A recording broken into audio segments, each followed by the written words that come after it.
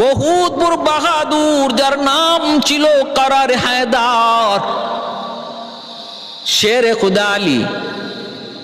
ওনার শাহাদতটা কেমনে হয়েছে, ওনার শাহাদতটা কেমনে হয়েছে একটু বোঝার প্রয়োজন আল্লাহর গোলাম। এজন্য একটু মনোযোগ দিয়ে লক্ষ্য করে শোনো। হযরত আলী রাদিয়াল্লাহু তাআলা আনহু আর আমির মুয়াবিয়া রাদিয়াল্লাহু তাআলা আনহুর মাঝে যে দ্বন্দ্বটা ছিল, সেই দ্বন্দ্বটা হলো ইজতিহাদি খাতা, ইজতিহাদি। সেই ইজতিহাদি দ্বন্দ্ব, তারা একজন আরেকজনকে একটু বুঝের মাধ্যমে, আমির মুয়াবিয়া রাদিয়াল্লাহু তাআলা আনহু ইনি চাইছিলেন আপনি খলিফা হয়েছেন ভালো কথা, কিন্তু উসমান গনি রাদিয়াল্লাহু তাআলা আনহুর শাহাদাতের বিচার করুন, ওনার হত্যার বিচার করুন। কারা উসমান গনিকে হত্যা করলো, কারা উসমান গনিকে হত্যা করলো তার বিচার আপনি আগে করুন, তারপরে আপনার হাতে আমি বায়াত নিব। আলী রাদিয়াল্লাহু তাআলা আনহু তিনি বললেন আগে আপনি বায়াত নেন, এরপরে আপনি বিচার দায়ের করেন, আদালতে বিচার দায়ের করেন, কাদের কাদের বিরুদ্ধে আপনি বিচার দায়ের করবেন, বিচার দায়ের করেন, এরপরে বিচার কার্য শুরু হবে। কারণ পরিস্থিতি বেশি ভালো নয়, একজন আরেকজনের অবস্থা বেশি ভালো নয়।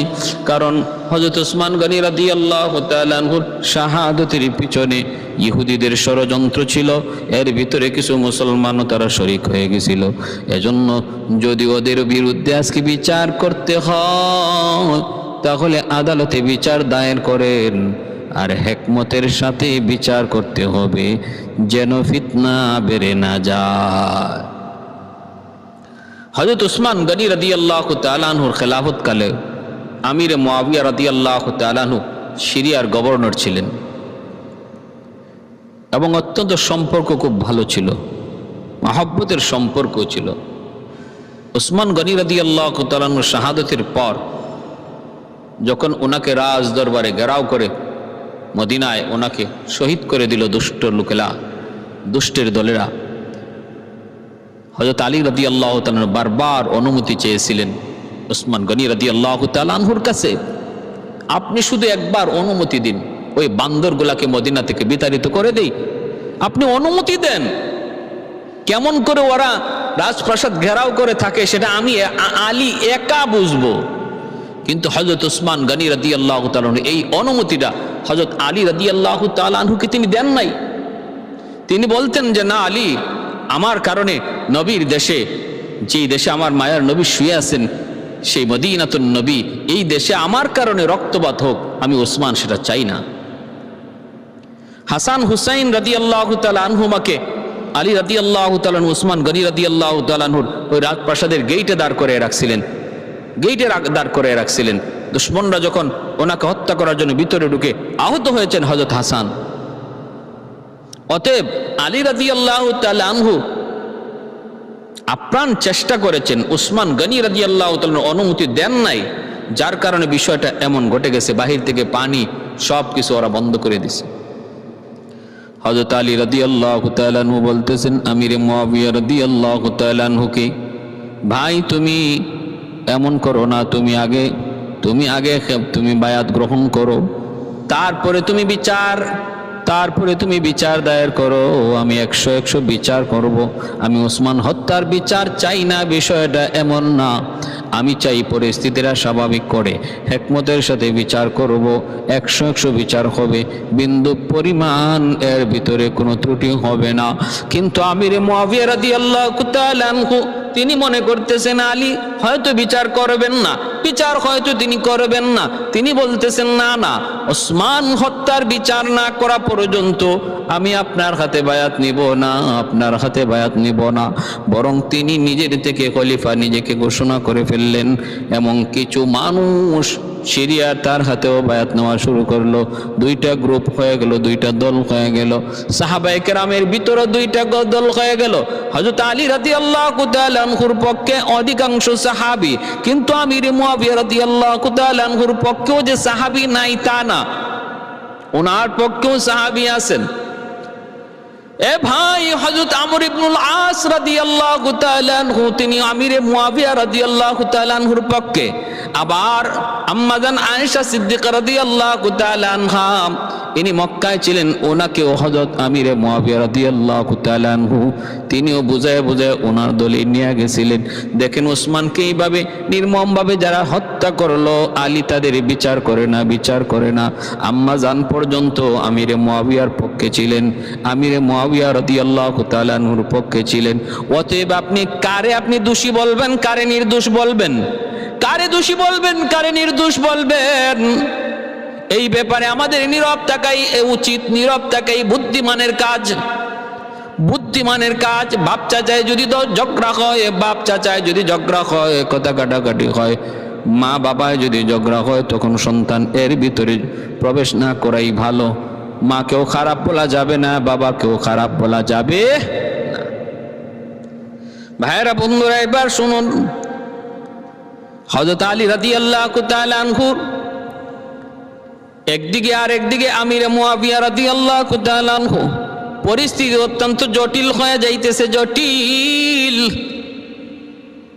চরম আকারে দ্বন্দ্ব পৌঁছে গেল, চরম আকারে দ্বন্দ্ব পৌঁছে গেল, মারামারি পর্যন্ত, যুদ্ধ পর্যন্ত ঘটে গেল, যুদ্ধ পর্যন্ত ঘটে গেল। এ ভাই, তখন পরিস্থিতি কিছুটা শান্ত করার জন্য আমির মুয়াবিয়া রাদিয়াল্লাহু তাআলা আনহুর পক্ষে হযরত আমর ইবনুল আস রাদিয়াল্লাহু তাআলা আনহু তিনি বিচারে বসবেন, আর আলী রাদিয়াল্লাহু তাআলা আনহুর পক্ষে হযরত আবু মুসা আশআরী রাদিয়াল্লাহু তাআলা আনহু তিনি তার পক্ষে থাকবেন। আর তারা দুজন একসাথে বৈশা তারা পরামর্শ করলেন, তারা যেই সিদ্ধান্ত নিবেন এই সিদ্ধান্ত সবাই মেনে নিবে। আমর ইবনুল আস রাদিয়াল্লাহু তাআলা আনহু ইসলামের ইতিহাসে সাহাবায়ে কেরামের ভিতরে অনেক বিচক্ষণ একজন সাহাবী ছিলেন আমর ইবনুল আস। এইদিকে আলী রাদিয়াল্লাহু তাআলা আনহুর পক্ষে হযরত আবু মুসা আশআরী রাদিয়াল্লাহু তাআলা আনহু দুজন একসাথে বৈশা তারা সিদ্ধান্ত নিলেন যে আমরা দুজনকে খেলাফতি ছেড়ে দিতে বলবো। আলীকেও বলবো আপনি খেলাফতি ছেড়ে দেন, আর এইদিকে আমিরে মুয়াবিয়াকেও বলবো আপনিও খেলাফতি ছেড়ে দেন।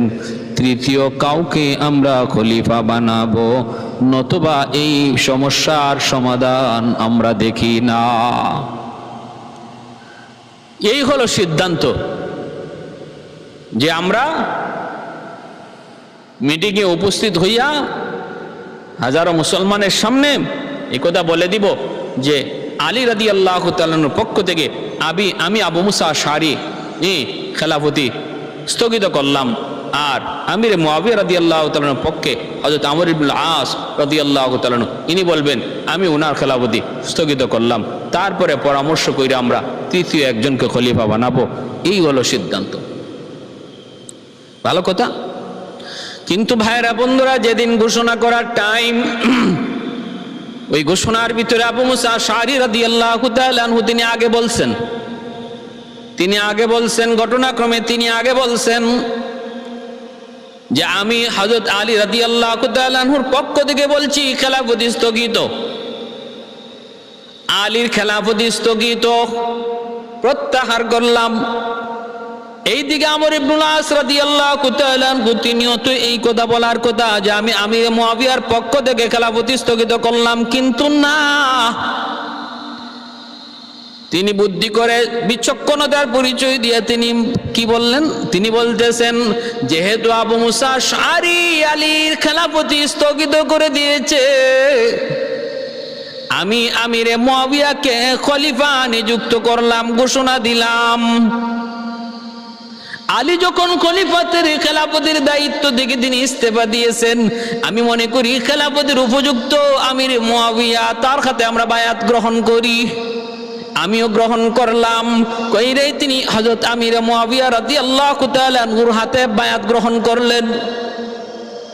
হযরত আলী রাদিয়াল্লাহু তাআলা আনহু তিনি আওয়াজ দিয়ে বলেন, আবু মুসা আশআরী কি হলো, এটা তো কথা ছিল না। আবু মুসা আশআরী বলতেছে, আমিও তো কিছু বুঝলাম না, কথা তো এমন ছিল না, কিন্তু এমন হয়ে গেছে, এখন কি করার?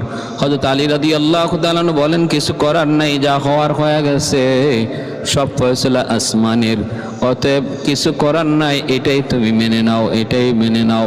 ভাইরা বন্ধুরা, ওই অবস্থায় 12,000 মুসলমান তারা এই সিদ্ধান্ত কোনোভাবেই তারা মেনে নিতে পারে নাই। তারা সাথে সাথে এই গ্রুপ থেকে বের হয়ে গেল, তারা বের হয়ে গেল, কয় আমরা এই বিচারই মানি না, এই সমাধান আমরা মানি না। সমাধান করবে কে? সমাধান করবেন আল্লাহ। সমাধান করবে কে? সমাধান কি করবে আমর ইবনুল আস? সমাধান কি করবে আবু মুসা আশআরী? সমাধান কি করবে আলী? সমাধান কি করবে মুআবিয়া? সমাধান করবেন তো আল্লাহ, সমাধান করবেন তো আল্লাহ। কথা সুন্দর, কিন্তু মতলব খারাপ। কারণ আল্লাহ সমাধান করার জন্য আসমান থেকে জমিনে নেমে আসবে নাকি? আল্লাহ তো সমাধান করার জন্য আসমান থেকে জমিনে নেমে আসবে না। যেই সমস্ত মানুষ এই কথা কয়, এর উদ্দেশ্য খারাপ। আবার যারা কয় ইসলামের হেফাজত তুমি কি করবা? ইসলামের হেফাজত তো করবে আল্লাহ, আমি আর তুমি কি করব? ইসলামের হেফাজতকারী তো আল্লাহ। ইন্না নাহনু নাযালনা যিকরা ওয়া ইন্না লাহু লাহাফিজুন। আল্লাহ নিজে বলেছেন হেফাজতকারী কোরআনের, অতএব কোরআনের যদি অপমান হয় আল্লাহ নিজে হেফাজত করবে, এমনটা যারা বলে এদেরও উদ্দেশ্য বড় খারাপ। কারণ আল্লাহ পাক হেফাজত করবে কথা সত্য, তাই বলে আল্লাহ জমিনে নেমে আসবে এমন না। আল্লাহ তার বাহিনী দ্বারা, প্রতিনিধি দ্বারাই আল্লাহ এটা হেফাজত করায় নিবে। এজন্যই তো বদর হয়েছে, উহুদের যুদ্ধ হয়েছে, খন্দকের যুদ্ধ হয়েছে, মুতার যুদ্ধ হয়েছে। এজন্যই তো এতগুলা যুদ্ধ হয়েছে। আমার নবীর দান্দান মোবারক শহীদ হয়েছে। যদি সবকিছু আল্লাহ নিজেই করত তাহলে নবী উহুদে যাওয়ার প্রয়োজন ছিল না, আমার নবীর দান্দান শহীদ হওয়ার প্রয়োজন ছিল না, মাথায় আঘাত পাওয়ারও কোনো প্রয়োজন ছিল না। এত কিছু ঘটে গেছে। এর অর্থ হলো হেফাজত আল্লাহ নিজের হাতে আসমান থেকে জমিনে নেমে আসা করবে এমন না, বরং আল্লাহ তার বাহিনী দ্বারা, তার কিছু বান্দাদের দ্বারাই আল্লাহ হেফাজত করাইবে। ওই খারিজি যে 12,000 মানুষগুলা মুসলমানের দল থেকে বের হয়ে গেছিল, এদেরকে খারিজি বলা হয়। খাওয়ারিজ, খারিজের বহুবচন খাওয়ারিজ, এরা এই খাওয়ারিজের দল, খারিজির দল। এরা অন্তরের মধ্যে অত্যন্ত জিদ নিয়ে তারা বের হয়ে গেছে। কত এমন জিদ নিছে, এখন হযরত আলীর নামও শুনতে পারে না, হযরত মুআবিয়ার নামও শুনতে পারে না। আর আমর ইবনুল আস রাদিয়াল্লাহু তাআলা ইনি যে এই চালাকিটা করছেন, এটাও মান্য নিতে পারতেছে না এমন। আর হযরত আলী কেন এই সিদ্ধান্ত মান্য নিলেন, এজন্য আলীরও মানতে পারতেছে না। আলীরও বিদ্বেষ, চরম দুশ্মন হয়ে গেছে। এই 12,000 যে বাইরে ছিল, এরাই মূলত খারিজি। বাইরিয়া করছে কি শুনবেন? হারামিরা, এই হারামিরা বের হইয়া তারা সিদ্ধান্ত নিয়েছে, বৈঠক করছে, কয় 3 জনে না হত্যা না করা ব্যতীত এই মুসলিম জাহানে শান্তি আসবে না। 3 জনে হত্যা করা লাগবে। কারা কারা? 1 নম্বরে হলো আমির মুআবিয়া, 2 নম্বর হলো আমর ইবনুল আস, 3 নম্বর হলো আলী। এই 3 জনে হত্যা করলে মুসলিম জাহানের শান্তি আসবে, অশান্তি দূর হবে। আর নতুবা যে ফিতনা লাগছে, এই ফিতনা দূর হবে না। কত বড় জঘন্য কথা চিন্তা করেন। 3 জনের দায়িত্ব কে কার নিবে? আব্দুর রহমান ইবনে মুলজিম, ওই হারামি দায়িত্ব নিছে হযরত আলী রাদিয়াল্লাহু তাআলা আনহুকে খুন করার। আর বারাক ইবনে আব্দুল্লাহ আর আমর ইবনে বকর, এই 2 হারামি দায়িত্ব নিছে বাকি 2 জন হযরত আমির মুআবিয়া এবং আমর ইবনুল আস রাদিয়াল্লাহু তাআলা আনহুকে হত্যা করার জন্য। এবং সিদ্ধান্ত হইছে যে ফজরের সময়, ফজরের নামাজের সময় একই টাইম, এট এ টাইম 3 জনকে 3 জনে হত্যা করবে। আলী রাদিয়াল্লাহু তাআলা আনহুকে হত্যা করার জন্য যেতে হবে কুফায়। আর মুআবিয়া, আমিরে মুআবিয়া রাদিয়াল্লাহু তাআলা আনহু এবং আমর ইবনুল আস রাদিয়াল্লাহু তাআলা আনহুকে হত্যা করতে হলে যেতে হবে সিরিয়ায়। 2 জন গেছে সিরিয়ার, আর আব্দুর রহমান ইবনে মুলজিম ওই হারামি আসছে কুফায় হযরত আলী রাদিয়াল্লাহু তাআলা আনহুকে খুন করার জন্য, শহীদ করার জন্য। ভাইয়েরা বন্ধুরা, জন্য বলতেছি, এ আসছে কুফায়, কুফায় এসে সে ছদ্মবেশে ঘুরতেছে। 1000 দিরহাম দিয়ে একটা তলোয়ার কিনছে, 1000 দিরহাম দিয়ে বিষ কিনছে, খারাপ, অত্যন্ত প্রচন্ড খারাপ বিষ। 40 দিন পর্যন্ত তলোয়ার ধার দিছে এবং ধারানো তলোয়ার বিষ মাখাইছে। প্রস্তুতি দেখেন কেমন। এই আব্দুর রহমান ইবনে মুলজিম, এই খারিজি, সে হযরত আলী রাদিয়াল্লাহু তাআলা আনহুকে হত্যা করার জন্য 40 দিন পর্যন্ত তলোয়ার ধারায়, আর এই ধারালো তলোয়ারে বিষ মাখায়।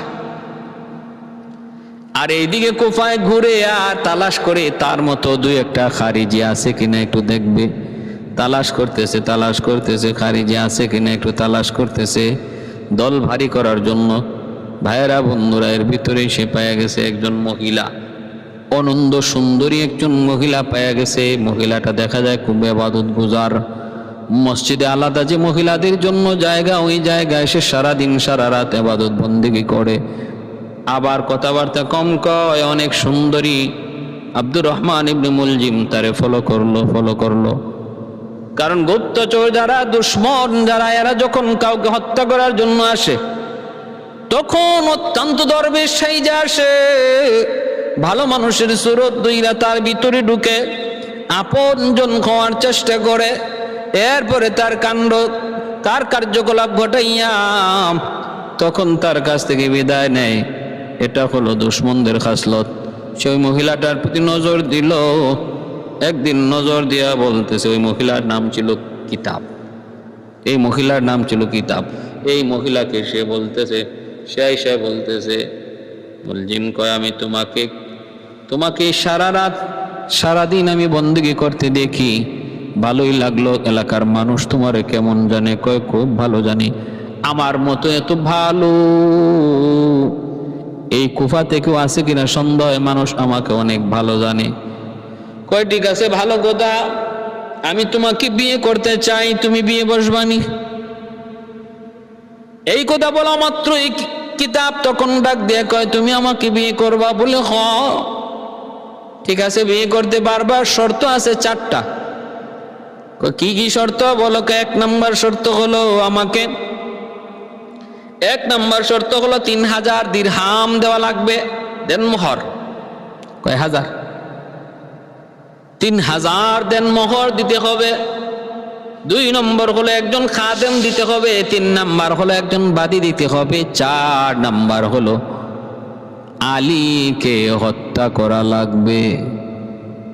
যখন এই কথা বলছে, আব্দুর রহমান ইবনে মুলজিম ভিতরে ভিতরে বহা খুশি। কয়, আমি তো যারে খুঁজতেছি তারে তো পায়া গেছি। আমি তো চাইছিলাম একজন সহযোগী।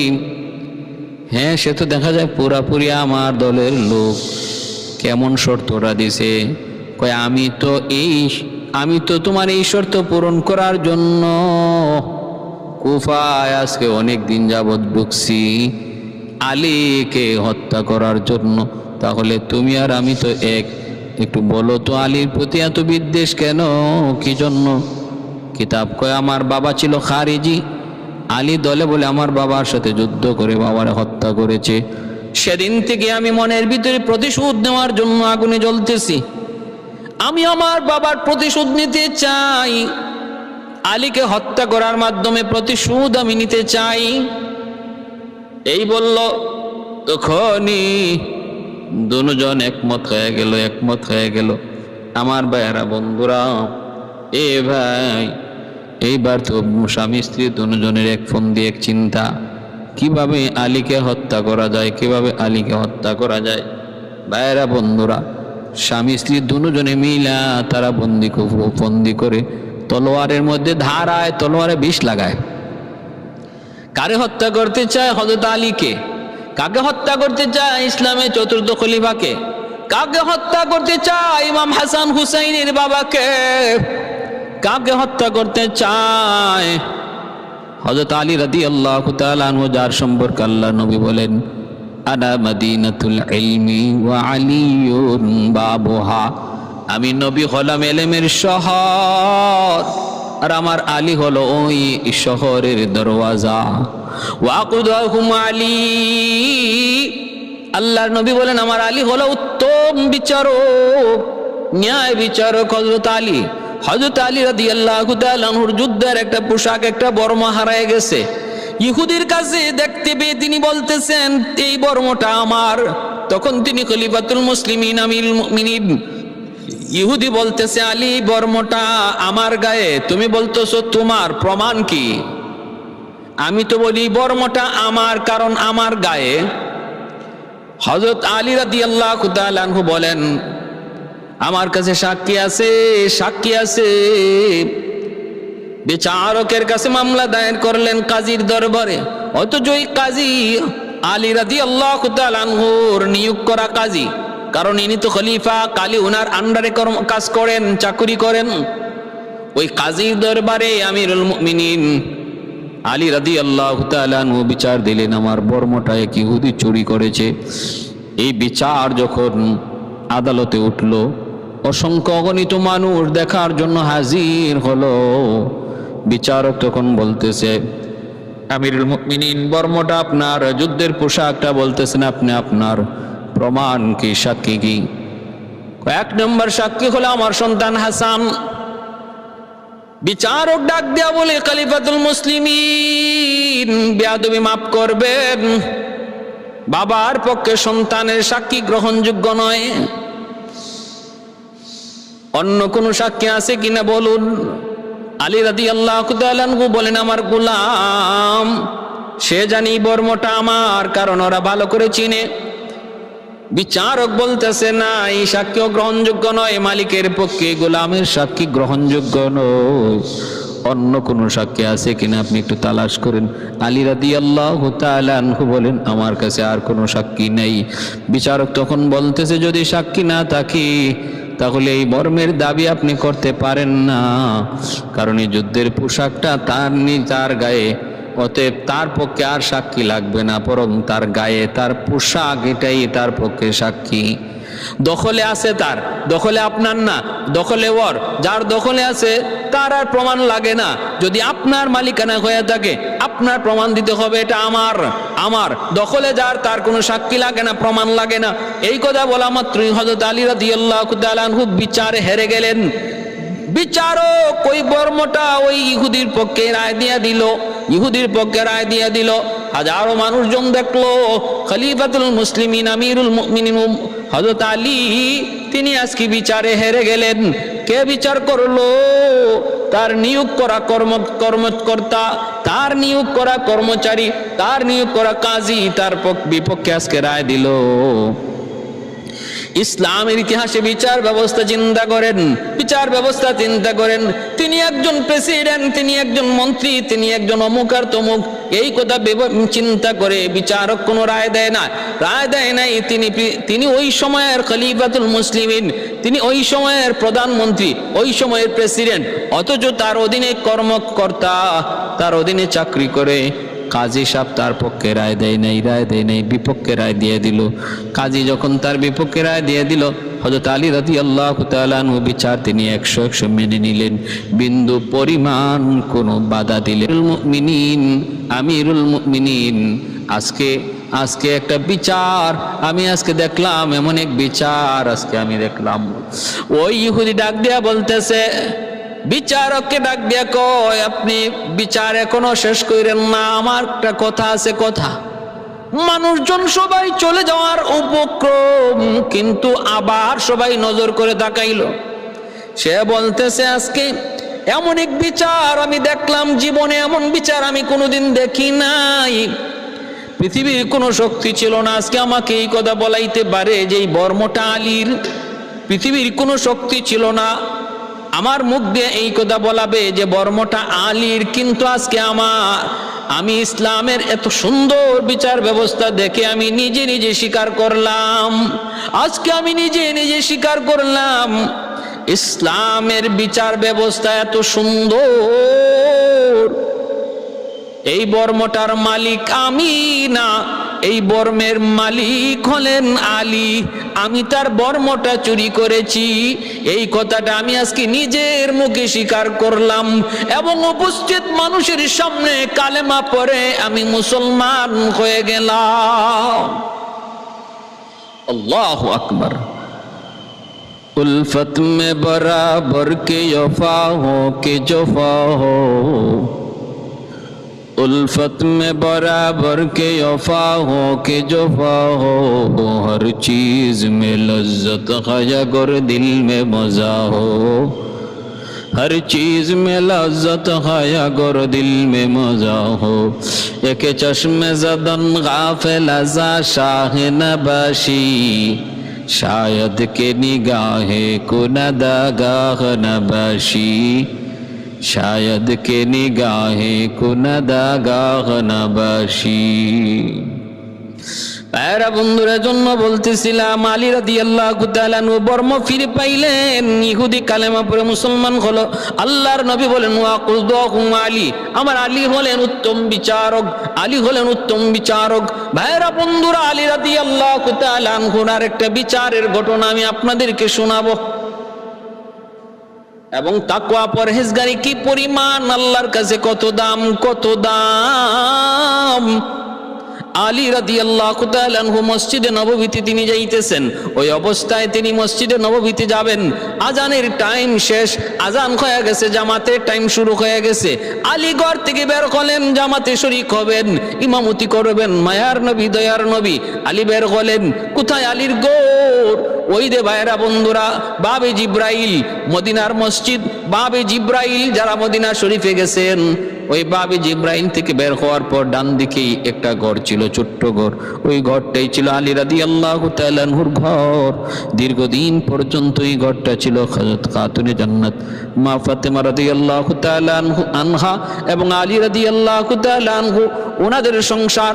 হাসান হুসাইনের ঘর বাবে জিব্রাইলের পাশেই ছিল। এরপরে মসজিদে নববীর সংস্কার যখন করা হয়, মসজিদে নববী যখন আরো বাড়ানো হয়, তখন এই ঘরটাকে ভেঙে ফেলা হয়, নতুবা অনেক দিন পর্যন্ত এই ঘরটা ছিল।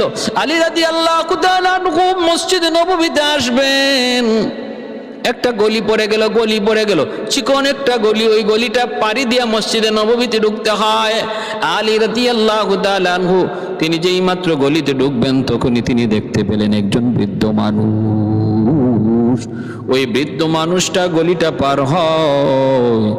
আলী রাদিয়াল্লাহু তাআলা চিন্তায় পড়ে গেলেন, আমাকে যদি এখন জামাত ধরতে হয়, রাকাত ধরতে হয়, আগে ভাগে মসজিদে যাইতে হয়, যদি একটু দ্রুত যাইতে হয়, তাহলে এই বৃদ্ধ মানুষটারে একটু গায়ে চাপ দিয়ে আমাকে সামনে যেতে হবে, তারে একটু গায়ে চাপ দিয়ে যেতে হবে, কারণ গলিটা চিকন, অনেক চিকন। আর যদি তার সম্মান করতে হয়, তারে যদি সম্মান করতে হয়, তার পিছনে পিছনে যেতে হবে, একটু সময় বেশি লাগবে, হয়তো নামাজ আমার এক রাকাত ছুটে যাবে, হয়তো এক রাকাত আমি পাবো না, আমাকে পিছনে পিছনে যেতে হবে। কি করব আলী, কি করব? আলীর মন তারে বলতেছে, আলী রে শুনো, বৃদ্ধ মানুষের সম্মান আমার আল্লাহ দিয়েছে। আল্লাহ পাক রব্বুল আলামিন বলে, যার বয়স 20,000 বা দাড়ি পাকা, চুল পাকা, তারে আযাব দিতে আমি আল্লাহর বড় লজ্জা লাগে। ইন্নাল্লাহা লা ইস্তাহয়ী, আল্লাহ পাক লজ্জা করেন কারে?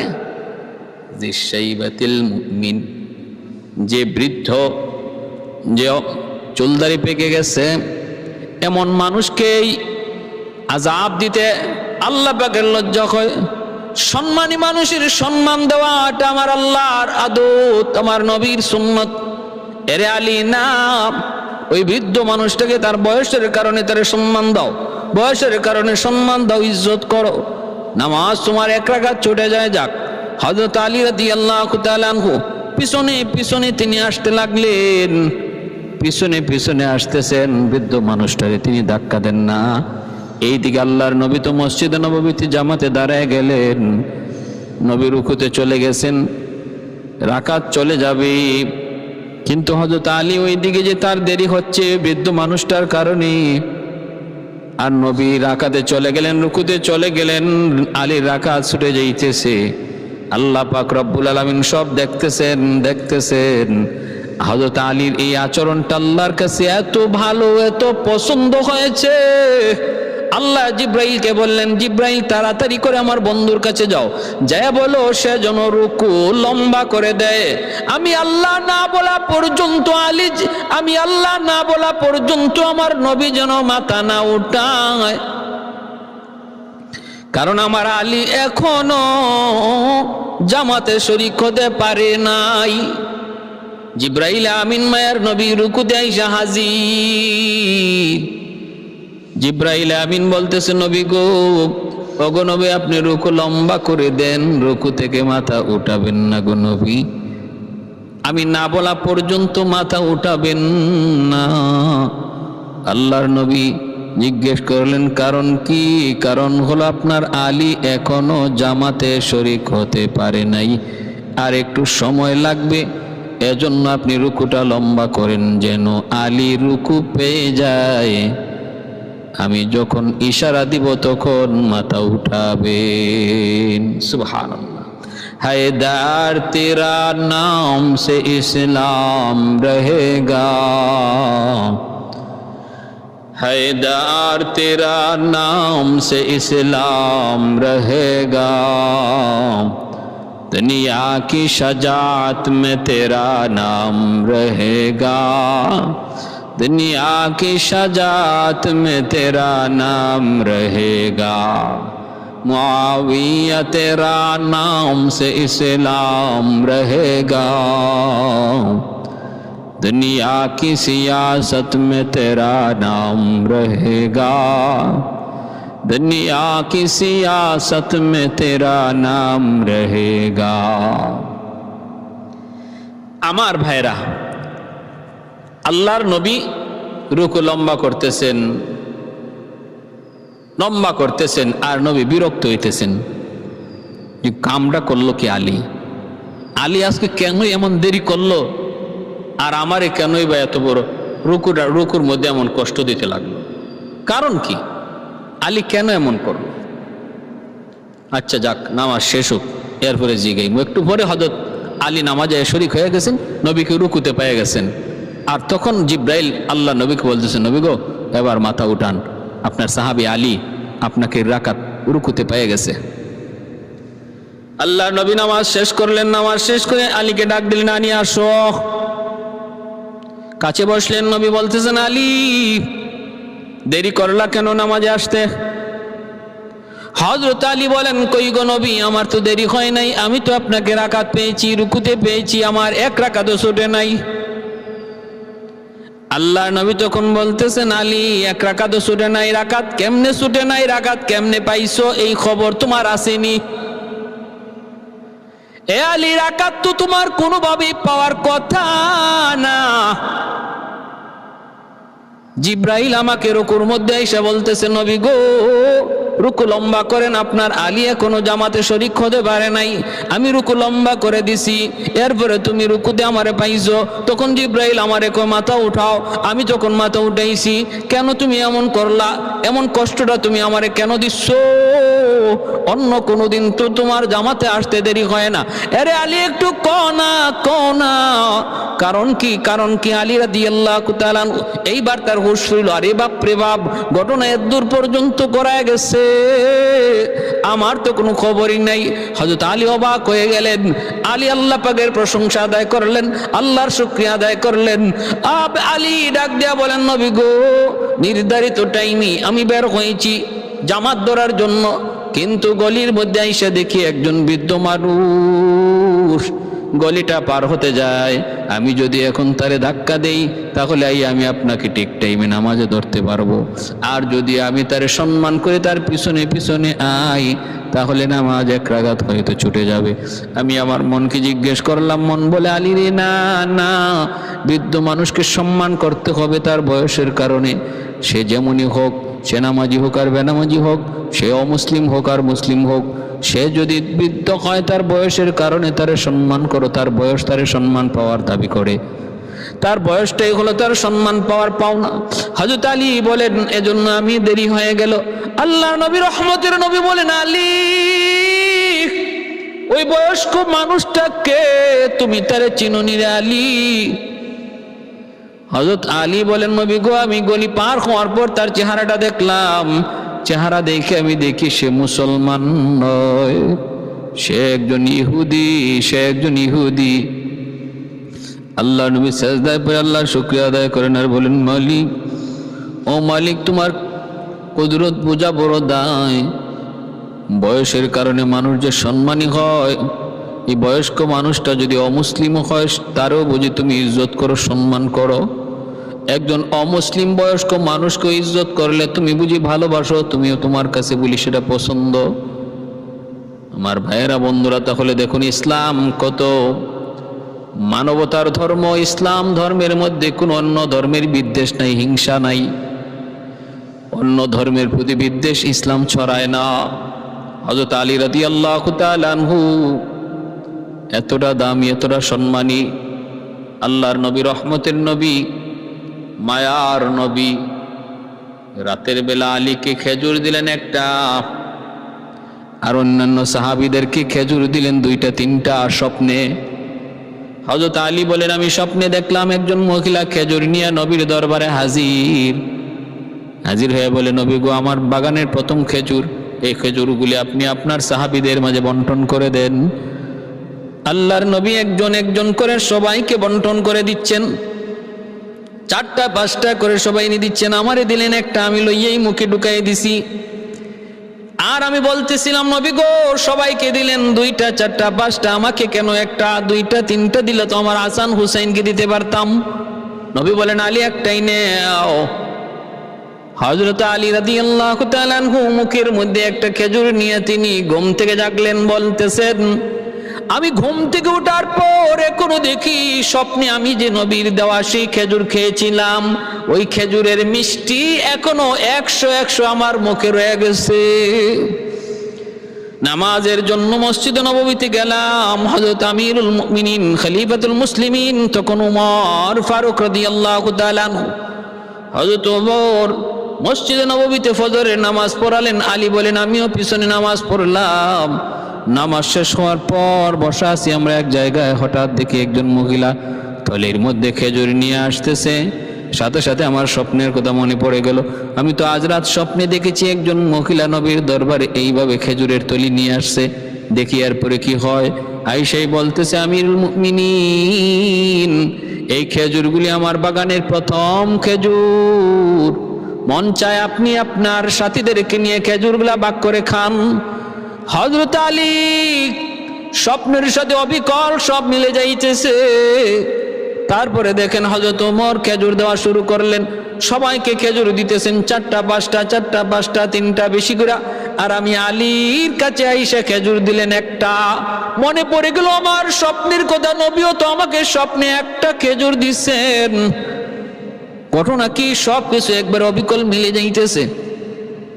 আলী রাদিয়াল্লাহু তাআলা আনহু তখন প্রশ্ন করলেন, আমিরুল মুমিনিন, সবাইরে খেজুর দিলেন 3টা 4টা 5টা করে, আমাকে কেন একটা? হযরত ওমর মুস্কি হেসে বলতেছেন, আলী, গত রাত নবী যদি তোমাকে একটার বেশি দিতেন, আমিও তোমাকে একটার বেশি দিতাম। সুবহানাল্লাহ।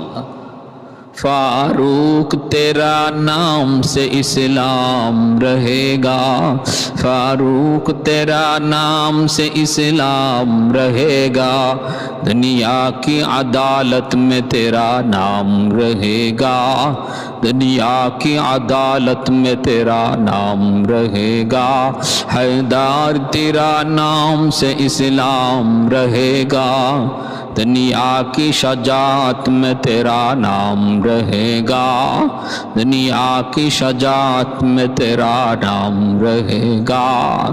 এতটা সম্মানী, এতটা ইজ্জত, এতটা মর্যাদা, এতটা মহব্বতের আলী, যার কাছে নবী তার কলিজার টুকরা মেয়ে খাতুনে জান্নাত ফাতেমাকে দিলেন, ওই আলীকে হত্যা করার জন্য কুফায় আব্দুর রহমান ইবনে মুলজিম ফজরের নামাজের সময় হযরত আলী তিনি ঘর থেকে বের হবেন, মসজিদে যাবেন। নামাজের সময় তিনি আসসালাত করে কিছু আওয়াজ দিয়ে মানুষকে ডাকতেন। মসজিদের পাশে যাবেন, ওই অবস্থায় রাস্তায় এক কোণায় এসে লুকায় আছে ধারালো অস্ত্র নিয়ে আব্দুর রহমান ইবনে মুলজিম। যাওয়া মাত্রই মাথার মধ্যে আঘাত করলো। আলী যখন দেখলেন পিছন থেকে কে যেন মাথায় আঘাত করলো, রক্ত তার দাড়ি মুবারক ভিজে গেছে। হযরত আলী রাদিয়াল্লাহু তাআলা আনহু তখনই বুঝে ফেললেন আমার নবীর ভবিষ্যৎবাণী। নবী বলেছিলেন, আলী ওই দিনটাই হবে তোমার জীবনের শেষ দিন, যেদিন তোমার মাথার রক্ত দাড়ি মুবারক ভিজে যাবে। হযরত আলী দাড়ির দিকে তাকিয়ে দেখেন দাড়ি ভিজে গেছে। আহত অবস্থায় আলীকে ধরে নেওয়া হলো, আর আব্দুর রহমান ইবনে মুলজিমকেও মুসলমানরা আটক করলো। তারপরে আব্দুর রহমান ইবনে মুলজিমকে আলী জিজ্ঞেস করলেন, তুই আমারে কেন মারতে আসলি? সে বলতেছে, আমি 40 দিন পর্যন্তই তলোয়ার ধারাইতেছি, 20 মা খায়া আর আল্লাহর কাছে প্রতিদিন দোয়া করি, আল্লাহ পৃথিবীর সবচেয়ে নিকৃষ্ট মানুষটাকে এই তলোয়ার দিয়ে যেন আমি হত্যা করি। হযরত আলী বলেন, কথা ঠিক বলেছো, এই তলোয়ার দিয়ে পৃথিবীর সবচেয়ে নিকৃষ্ট মানুষটাই খুন হবে। কয় যে তোমাকে করলাম। আলী বলেন, না, এই তলোয়ার দিয়ে তোর মৃত্যু হবে, এজন্য তুই হলে পৃথিবীর সবচেয়ে নিকৃষ্ট মানুষ। এই বলে হযরত আলী রাদিয়াল্লাহু তাআলা আনহু কারারে হায়দার, আমর ইবনে মারহাবের মতো এত বড় বীর বাহাদুররা পর্যন্ত যার সামনে কোনোদিন পারে নাই। আমর বিন মারহাব ছিল এত বড় একজন পাহলুয়ান, যে পাহলুয়ান তার সামনে কেউ যায় না। যখন সে ময়দানে হাজির হইয়া ওই খন্দকের যুদ্ধে, সম্মিলিত বাহিনীর যুদ্ধে যখন ডাক দেওয়া শুরু করলো, কে আসরে মুসলমান আমার সামনে আসবা, কে আসো এমন সন্তান এতিম করবা, স্ত্রীরে বিধবা বানাইবা, কে আসো এমন মাকে সন্তান হারা করবা, আমি আমরের সামনে আসো। আল্লাহ নবী ঘোষণা দিলেন, কে আসো তার মোকাবেলা করবা। কেউ দাঁড়ায় না। ওই অবস্থায় হযরত আলী রাদিয়াল্লাহু তাআলা আনহু তিনি দাঁড়াইলেন। আল্লাহর নবী বলেন, আলী তুমি বসো। তুমি কি জানো সে আমর কে? জানো নি তুমি কে? সে আমর আরবের সবচেয়ে বড় পাহলওয়ান, বীর বাহাদুর। আলী তুমি বসো। বসায় দিলেন। নবী বলতেছেন, কে আসো এমন আমরের সাথে মোকাবেলা করবা? কেউ দাঁড়ায় না। তৃতীয়বার দাঁড়াইলেন আলী। আল্লাহ নবী দ্বিতীয়বার আলীকে বসায় দিলেন। এরপরে নবী বলেন, কে আসো এমন? হযরত ও আলী তৃতীয়বার দাঁড়াইলেন। দাঁড়ায় বলতেছেন, ও আমার আকা, ও আমার আকা, আমার নেতা, একবার শুধু আমাকে অনুমতি দাও। ওর মা ওরে কদ্দুর দুধ খাওয়াইছে, আমি আলী একটু দেখবো। কারণ আমাকে আমার মা নাম রেখেছেন কারারে হায়দার। হায়দার শব্দের অর্থ হলো সিংহ। যেই সিংহ জীবনে কোনোদিন পরাজিত হয় না। কারার শব্দের অর্থ হলো যে ফিরে ফিরে আঘাত করে। এমন নাম আমার মা রেখে দিয়েছেন। অনুমতি দেন। আল্লাহর নবী তৃতীয়বারের সময় অনুমতি দিলেন।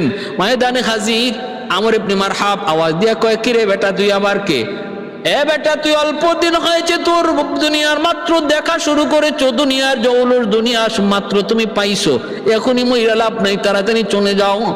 এ যুবক, তাড়াতাড়ি তুমি যাও। কে তুমি? তিনি বলেন, আমার নাম কারারে হায়দার। আলী কও কি তুমি? বলে খাও। হায়দার নাম শোনা মাত্রই আমরের কলিজার মধ্যে ভয় লাগলো। কারণ আমরের মা সে ছিল একজন জ্যোতিষী। ওই আমরের মা বলেছিল, বাবা তুই দুনিয়াতে একদিন বহুত বড় পাহলওয়ান হবে, বীর বাহাদুর হবে, কেউ তোর সাথে পারবে না। কিন্তু বাবা আমার জ্যোতিষী বিদ্যা যা বলে তোর মরণ হবে হায়দার নামে এক যুবকের হাতে। অতএব বাবা, হায়দার নাম যদি তুই কখনো শুনো তোর মোকাবেলায় এসেছে, তাহলে তুই কখনো তার মোকাবেলায় যাবি না।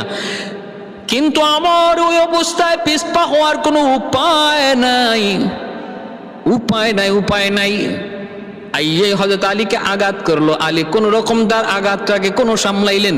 প্রথমে আমর বলতেছিল, তুই আঘাত কর। হযরত আলী বলেন, না, আমার নবীর শিক্ষা এটা না। আমার নবীর শিক্ষা হলো তুই আগে আঘাত করবি, তারপরে আমারটা তুই ফিরাবি। আঘাত করছে আমর, কোন রকম তিনি ফিরায় নিছেন। এরপরে আলী বলতেছেন, এবার আমারটা তুই সামলা।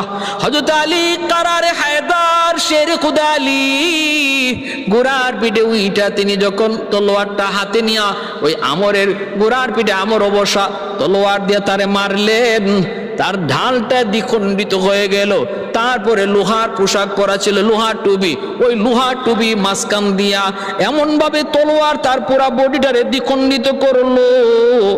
এমনকি যেই গোড়ার পিঠে আমর বসা ছিল, গোড়াটা পর্যন্ত হযরত আলীর আঘাতে দ্বিখণ্ডিত হয়ে গেল। আল্লাহু আকবার। পৃথিবীর ইতিহাসে অতীত এত বড় আঘাত কেউ কোনোদিন করতে পারে নাই, কিয়ামতের আগেও কেউ কোনোদিন এত বড় আঘাত করতে পারবে না। ওই দিন হযরত আলী তলোয়ারে আল্লাহর কুদরতি শক্তি এসেছিল। সেই বীর মুসলমানের বীর বাহাদুর আলী রাদিয়াল্লাহু তাআলা আনহুকে আব্দুর রহমান ইবনে মুলজিম ওই খারিজি, ওই পাপিষ্ট, এই প্রেতাত্মা, ওই জাহান্নামের কীট রাতের অন্ধকারে আঘাত করে ওনাকে শহীদ করে দিল। ভাইরা বন্ধুরা, আর ওই দিকে আমির মুআবিয়া এবং আমর ইবনুল আস রাদিয়াল্লাহু তাআলা আনহুকে হত্যা করার দায়িত্বে যে দুইজন ছিল, এই দুইজনের একজনও তাদের আঘাতে সফল হতে পারে নাই, একজনও পারে নাই, কামিয়াব হতে পারে নাই। বারাক ইবনে আব্দুল্লাহ, বারক ইবনে আব্দুল্লাহ, আর একজন আমর ইবনে বকর, এই দুটোটা তারা তাদের কাজে সফল হতে পারে নাই। সফল হয়েছে শুধু আব্দুর রহমান ইবনে মুলজিম। এরপরে তারে হত্যা করা হয়েছে, আব্দুর রহমান ইবনে মুলজিমকে তার তলোয়ার দিয়ে তারে হত্যা করা হয়েছে। হযরত আলী রাদিয়াল্লাহু তাআলা আনহু শাহাদাতের পর, আমার ভাইয়েরা বন্ধুরা, এই আমির মুআবিয়া রাদিয়াল্লাহু তাআলা আনহু তিনি খলিফা হলেন। আবার আলী রাদিয়াল্লাহু তাআলা আনহুর শাহাদাতের পর মুসলমানরা আলী রাদিয়াল্লাহু তাআলা আনহুর হাতে যারা বায়াত নিয়েছিলেন, তারা হযরত ইমাম হাসান রাদিয়াল্লাহু তাআলা আনহুকে খলিফা নিযুক্ত বানায়া ওনার হাতে বায়াত নিয়ে নিলেন। এইদিকে দেখা গেল আমির মুআবিয়া উনি এক এলাকা জুড়ে তিনি খলিফা, আর একদিকে হযরত হাসানের কাছে মুসলমানরা বায়াত নেওয়া শুরু করলেন। দুই দল থেকেই গেল।